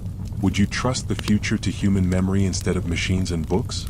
Would you believe that the oldest form of preservation, storytelling, could still outlast empires? Months later, while crossing through Idaho, you stop at a small camp built from scrap metal and clay. A young boy there recites the charter from memory, every word perfect, every line intact. You ask where he learned it. "My mother," he says. "She learned it from a teacher off the train." You smile. "What's it mean to you?" He shrugs, then answers softly, "It means people can help each other without asking why." That night, you sit by the fire, listening to the rails hum faintly in the dark. Not with freight, not with armies, but with whispers of learning. You realize then that no corporation, no government, no system can truly own what lives in the heart and tongue of the people. So tell me, if someone stole your creation and twisted it for their gain, would you fight to control it? Or set it free and trust it to find its way back to the truth? By autumn of 1931, America has changed again, not in its wealth, but in its whispers. Factories still silent, fields still dry. But across the country, something moves unseen. The people once called hobos, the wanderers, the rail ghosts, are teaching in places no one expected. You're back in Chicago, the city that once destroyed you. The skyline looks different now. Soot Street, half empty, yet alive with flickers of movement. You stand in the alley behind a crumbling public library, waiting for the coded knock. 3 short taps. Pause. 2 more. The door opens to a dim room filled with lanterns, crates, and people. Familiar faces, strangers united by a single idea. This is not a hobo jungle. It's a learning cell. A woman in her 40s speaks softly to a group of 10. Lesson 1, build from what's around you. A wall is shelter if you know how to read the wind. She's quoting Willie word for word. Across the room, a boy of 15 practices ration calculations with chalk on the floor. He doesn't know your name, but he's using your formula. You feel something between pride and ache. The system lives here, disguised as survival tips, whispered as trade secrets, hidden in the rhythm of life. No manifestos, no flags, just quiet rebellion. Would you recognize a revolution if it spoke in whispers instead of shouts? If it taught instead of destroyed? Mother Jones appears beside you, older now, shoulders stooped but eyes still burning. They call it the line underground, she says. 30 cities so far. Maybe more. You smile. And the government? They don't see it yet. They're looking for protests, not patience. Later that night, you meet with the inner circle in a shuttered warehouse near the rail yard. Pete lays out a map covered in coded marks. Each symbol represents a cell. Detroit, Cleveland, Pittsburgh, Omaha. Every dot connected by the rails that once carried despair. Freight trains, Pete says, used to move goods. Now they move teachers. Jack grins. And the bulls? Still chasing ghosts. Pete chuckles. They're guarding empty cars while lessons ride past under tarps. The plan is simple and brilliant. Every hobo train now carries 2 or 3 disguised educators, moving between cities, planting new cells. Every jungle, depot, and abandoned schoolhouse becomes a classroom. You call it the quiet network. No leaders, no signatures, only shared codes and shared purpose. Would you risk your freedom to teach people how to live free? Would you bet everything on the belief that knowledge is stronger than law? Weeks later, you travel east to Philadelphia. There, inside a burned-out textile factory, you find 20 women learning from Nora, practicing wound care, food preservation, and emergency heating. On the wall, someone has painted the 3-line symbol. Below it, a phrase you've never seen before. From the rails to the roots. It stops you cold. This is no longer just survival. It's culture. A language of resilience spreading through the cracks of collapse. By December, even local newspapers whisper about hobo engineers fixing wells and building shelters in poor districts. The tone is mixed, admiration tinged with fear. One headline reads, "The rail men teaching America how to live without money." Mother Jones laughs when she sees it. We're famous again and they still don't understand what we're doing. But not everyone finds it amusing. A letter arrives, stamped, official, sharp as a blade. The government wants to partner. They propose to organize and oversee your education network under the Federal Relief Administration. Jack spits on the ground. Partner means control. Mother Jones looks at you. You built the system. What do we tell them? The fire crackles. The silence feels heavy. You think of every shelter built, every lesson whispered, every letter carried through snow and rain. You think of the banker you once were and the man you became. Then you answer quietly. We tell them we don't need saving. We already learned how. That night, you write your final report of the year. System log, quiet rebellion. Power fears what it cannot count. Hope travels best in silence. The true revolution is self-sustaining knowledge. You close the notebook and step outside. Snow falls light over the city's dead lights. Somewhere in the distance, a train whistles, low, long, defiant. It doesn't sound like departure anymore. It sounds like truth rolling steady through the dark. So tell me, if a single whispered idea could outlast every empire, would you speak it, even if the world wasn't ready to listen? Spring 1932. The rails hum again, but this time not just with freight or learning. Something heavier rides them now. Attention. The quiet network has grown too large to stay hidden. By some estimates, more than 50 hobo schools exist across the country. You never counted them. You didn't have to. The evidence was in the air, warmer, sharper, more alive than before. Newspapers call you the rail scholars. Politicians call you a threat to order. To you, it's just teaching, a system that works where there's failed. But power never tolerates independence for long. It begins with small intrusions. Government agents visiting camps to assess public safety. Private companies sending inspectors to evaluate curriculum. Then come the offers. Join the Federal Relief Education Program, one official says at a town hall in Portland. You'll receive funding, materials, and recognition. Jack crosses his arms. Recognition from the same folks who let us starve? The man flinches but keeps smiling. We want to help. We can scale your system nationally. Mother Jones' voice cuts through the murmurs like a blade. You can't scale what you don't understand. Would you accept help from the same hands that once let you fall, if it meant reaching millions more? After the meeting, the camp splits. Some want to accept. They argue it's time to come out of hiding to work with the system, not against it. Others insist cooperation means surrender. You sit with Jack and Pete around a dying fire, listening to the arguments echo through the jungle. Jack pokes the coals. They'll try to own it, Boston. That's what systems do, eat what threatens them. Pete nods slowly.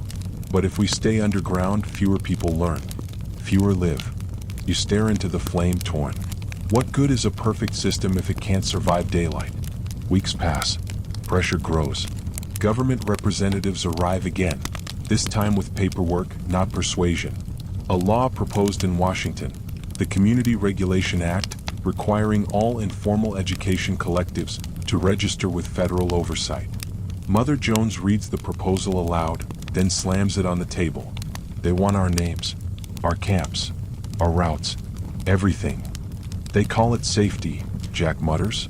They mean control. You all know what comes next. Raids, registration, absorption. The quiet network must either vanish or evolve. That night, in the flickering light of the communal fire, you make your decision. We stop being a school, you tell the group. We become something else. Mother Jones looks at you. What else is there? Archives, you say. Living archives. We bury the knowledge inside people, not paper. From that night on, every lesson changes form. Words become code. Manuals become stories. Diagrams become folk songs. A new curriculum emerges, disguised in plain sight. A tale about how the river flows after the flood becomes a coded teaching about water filtration. A lullaby about the wind finding shelter between the trees hides the formula for building heat-efficient cabins. A rhythm taught to children, tap, pause, tap, tap, marks safe paths through dangerous yards. Would you hide truth inside art to keep it alive? Would you let the world forget your name if it meant your work never dies? By summer, inspectors report that hobo schools have vanished. Newspapers move on. The government declares the experiment resolved. But you know better. You see it in the way travelers greet each other, a subtle pattern of 3 fingers over the heart, a gesture no one else understands. You hear it in the trains, the rhythms of tapping that once marked direction now marking belonging. The network hasn't ended. It's gone cellular, invisible, indivisible, alive. Months later in Kansas City, you meet a woman running a small boarding house for unemployed families. On her wall hangs a drawing of 3 parallel lines. You ask what it means. She smiles. My father said it stands for the only school that never closed. You nod, throat tight. The quiet network endures, not in structures but in souls. So tell me, if you built something powerful enough to survive by vanishing, would you mourn its invisibility, or take pride in knowing it will outlive every empire that ignored it? By the winter of 1933, the nation begins to stir again. Factories reopen, banks issue cautious promises, and politicians call it recovery. But for those who lived through the fall, the word feels hollow, like paper trying to cover a wound too deep to heal. The jungles grow quieter. The rail lines carry fewer wanderers now, but every so often you still see one. A lone figure with a satchel moving silently between towns. A teacher, a messenger, a memory keeper. You are one of them. Each memory keeper carries something unique, not written but memorized. The stove ratios, the ration formulas, the code of the 3 lines, the stories that carried hope through the coldest nights. You've all agreed never to record again, never to centralize. Because paper can burn but memory breathes. Would you trust the story more than a document? Would you carry knowledge in your heart, knowing one slip could mean it dies with you? Your journey takes you south through Missouri, where new Hoovervilles rise like scars. People gather around campfires again, not from rebellion now, but from hunger. You stop at one such fire and hear a young woman telling a story to a group of children. It begins like a fairy tale. Once there was a banker who lost everything, and found a world that still knew how to share. You freeze. The cadence, the tone. The rhythm of the words, they're yours. She's telling your story. But now it's legend. She notices you watching and smiles. You've heard it too? You nod. A long time ago. The children listen wide-eyed as she continues describing the stove, the winter, the Jones Charter, but her version has evolved. Mother Jones is now a mythic figure, a saint of the rails. Boxcar Willie has become the builder of warmth. Even your name, Boston Jim, has turned into the banker who learned the earth. You realize something astonishing. The system survived not as fact, but as fable. Would you accept being forgotten if your ideas lived on as myth? That night, you sit with the storyteller whose name is Clara. She explains she learned the story from her grandfather, one of the first-line students. She's never seen a train car classroom, but she can recite the Jones Charter by heart. When she finishes, she adds quietly, "It's not about history anymore. It's a prayer." You smile. "A prayer for what?" "For remembering," she says.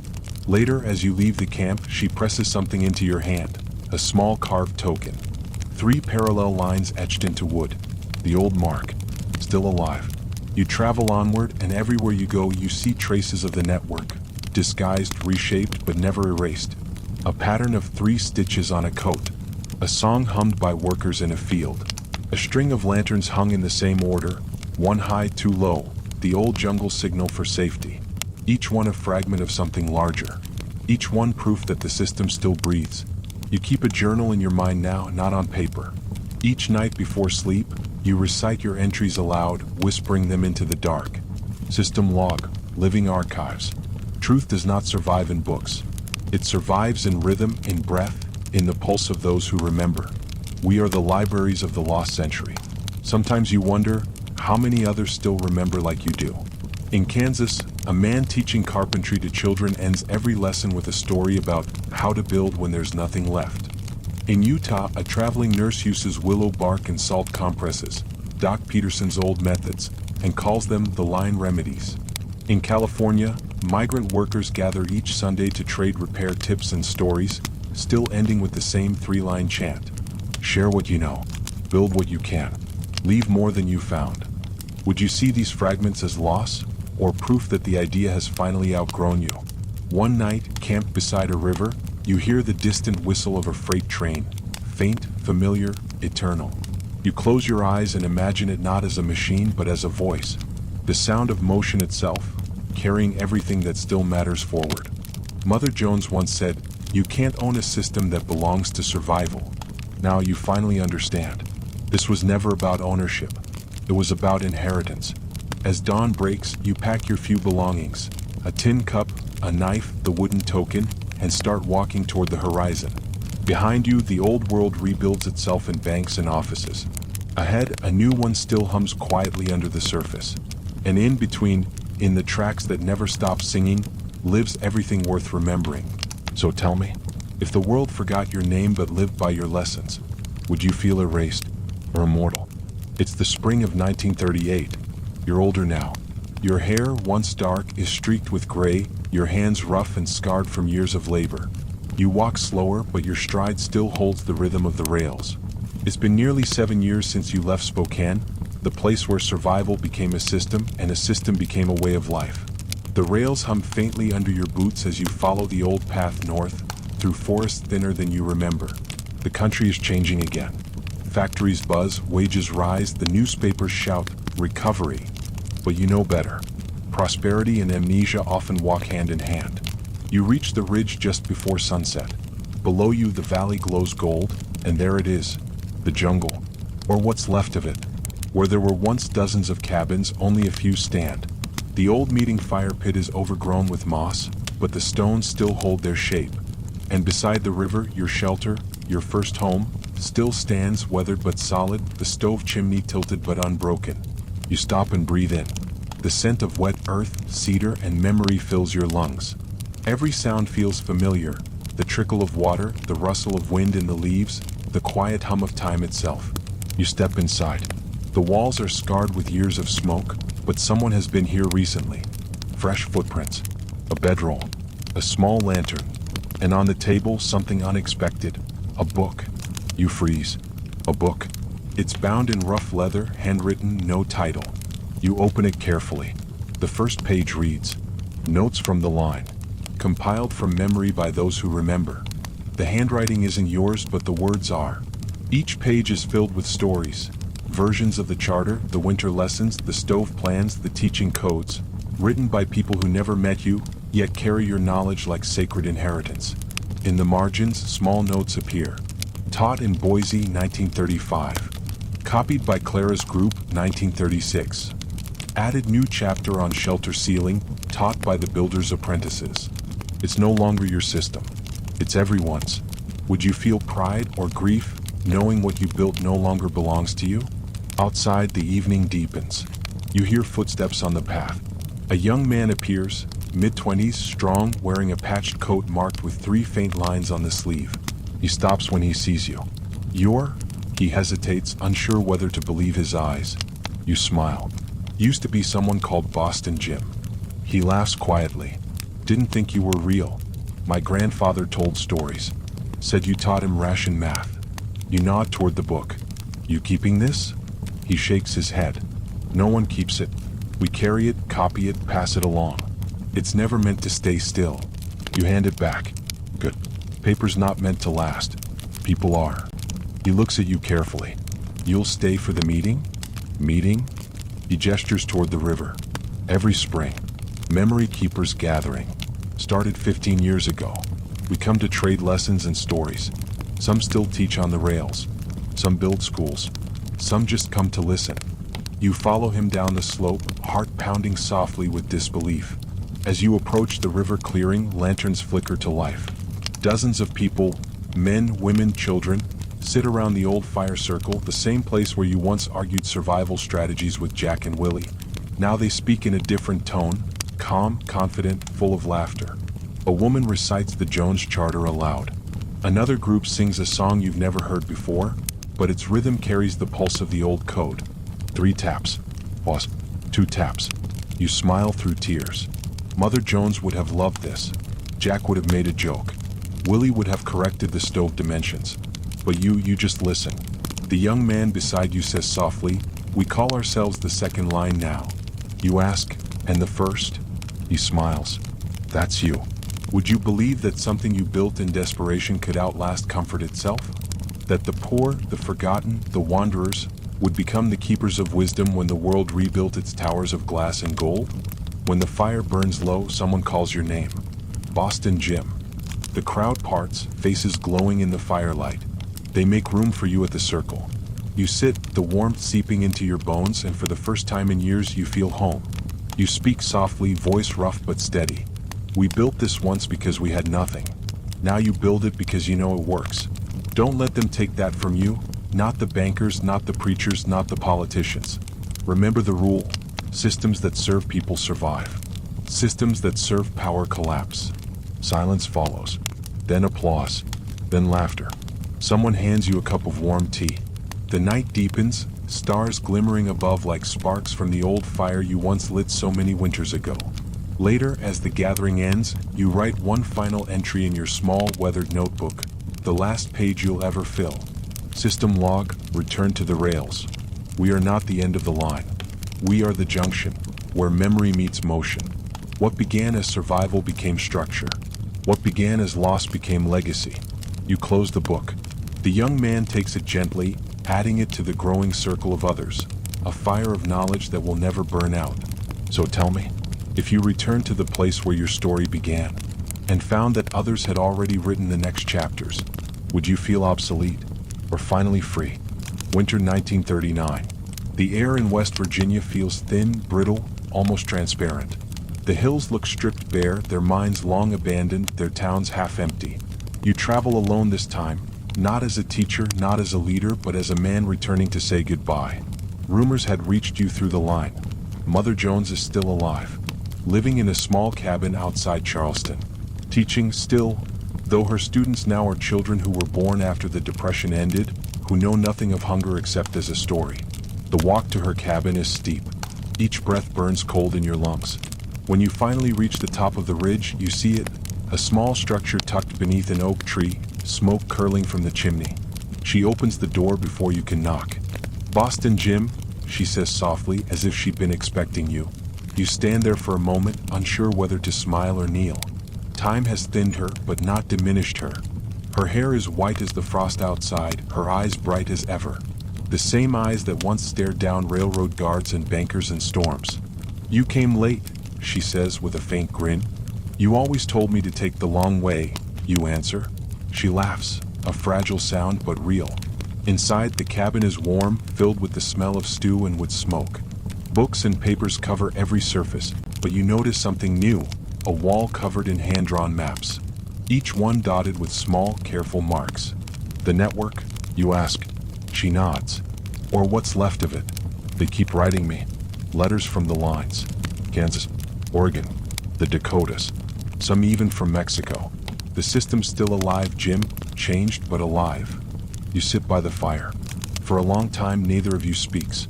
The silence feels full, the kind that doesn't need breaking. When she finally does, her voice trembles just slightly.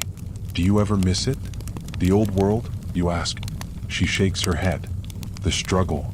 You think about that for a moment. The hunger, the cold, the loss, and yet also the purpose, the unity, the raw truth of it all. Sometimes, you admit, because it made sense. Every act meant something. She nods slowly. That's what the world forgets when comfort returns. The meaning that comes from necessity.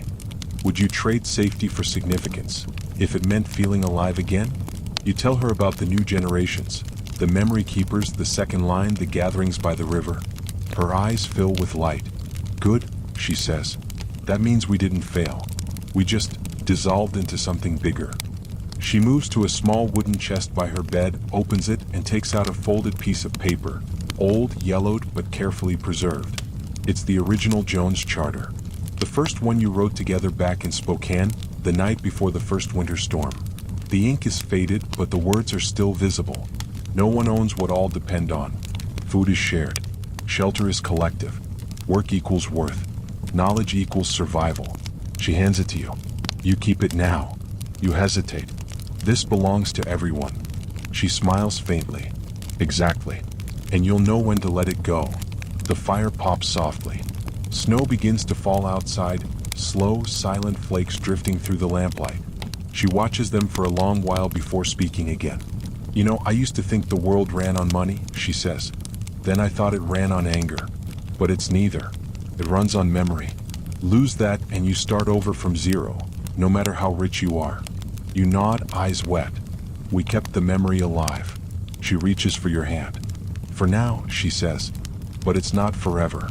History forgets faster than it forgives. That's why you write in people, not in books. Would you accept being forgotten, if forgetting was what allowed your ideas to live free? Night deepens. You sit together by the dying fire, two survivors surrounded by ghosts of the world they rebuilt. Outside, the snow keeps falling, erasing the footprints that led to her door. When dawn comes, you wake to silence. The fire has gone cold.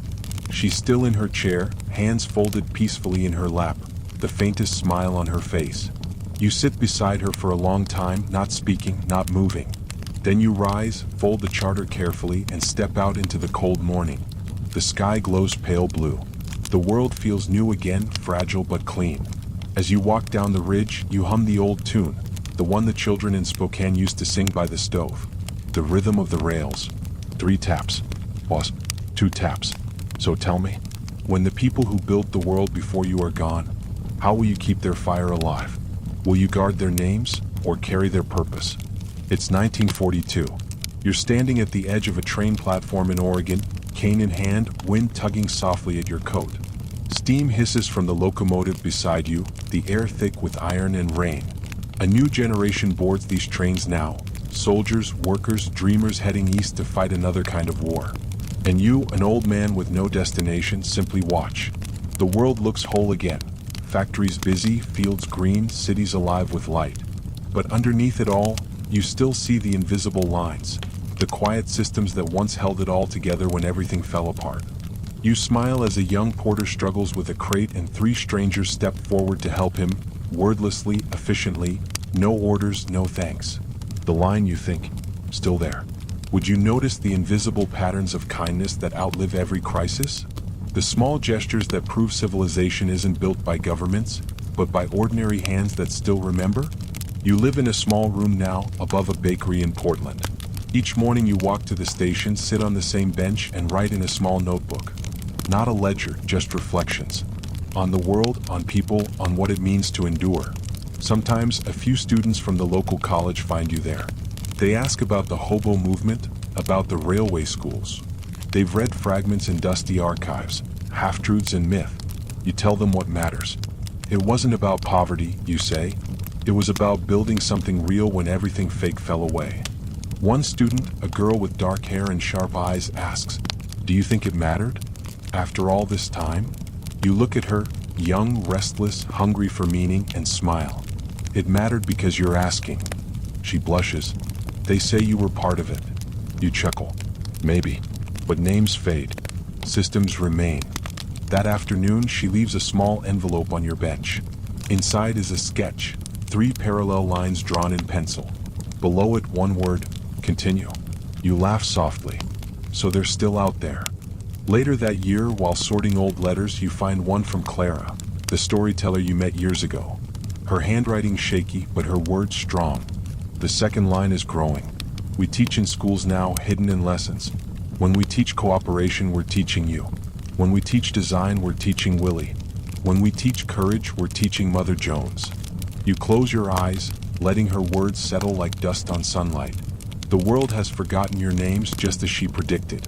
But your system, your belief that humans can build without greed, has quietly become the foundation beneath everything new. Would you trade immortality of fame for immortality of influence? Would you rather be remembered or repeated? One evening you walk to the river, slow, careful steps on the wooden dock. The air smells of pine and rain just like Spokane did all those years ago. You watch a freight train crossing the distant bridge, each car glowing in the sunset like sparks from a dying fire.